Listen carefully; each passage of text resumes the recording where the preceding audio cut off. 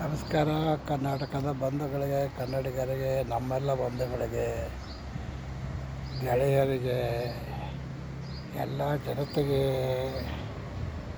ಹೇಳ್ಬೋದು ಏನಂದರೆ, ಗುಡಿ ಗುಂಡಾರಗಳಲ್ಲಿ ಎಲ್ಲ ಕಡೆ ಈ ಹೋದಲ್ಲಿ ಈ ಹಣ ಹಾಕೋ ಪದ್ಧತಿ ಏನಿದೆ ಅದು ತಪ್ಪಿದೆ.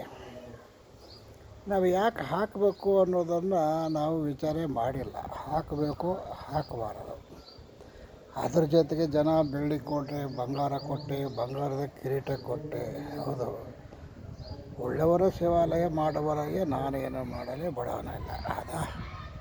ಹಣ ಇದ್ದವರು ಏನೆಲ್ಲ ಮಾಡ್ತಾರೆ, ಹಣ ಇಲ್ಲದವ್ರು ಏನು ಮಾಡಬೇಕು? ಹಣ ಇಲ್ಲದವರು 4 ದೇವರುಗಳಿಗೆ ಹಣ ಹಾಕಿ ಮತ್ತಷ್ಟು ಬಡವರಾಗ್ತಾರೆ.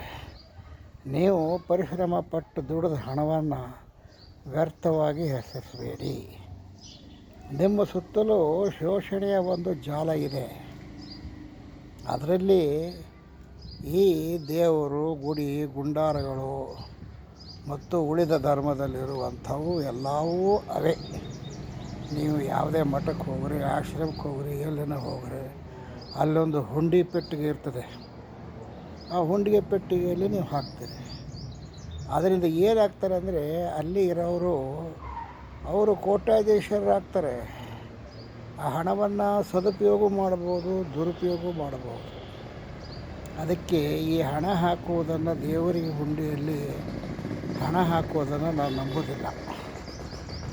ಆದರೂ ಯಾವುದಕ್ಕೂ ಉಪಯೋಗ ಆಗೋದಿಲ್ಲ.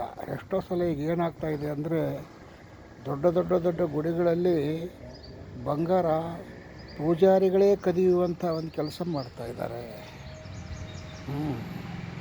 ಅದಕ್ಕೆ ನಿಮ್ಮ ಪರಿಶ್ರಮ ಏನಿದೆ, ಯಾರ್ಯಾರೋ ಜೇಬುಗಳಿಗೆ ಹೋಗಿ ಯಾರ್ಯಾರೋ ಶ್ರೀಮಂತರಾಗುವಂಥದ್ದಿದೆ. ಆದ್ದರಿಂದ ದಯಮಾಡಿ ಓದಲ್ಲೆಲ್ಲ ಹಣ ಹಾಕಬೇಡಿ.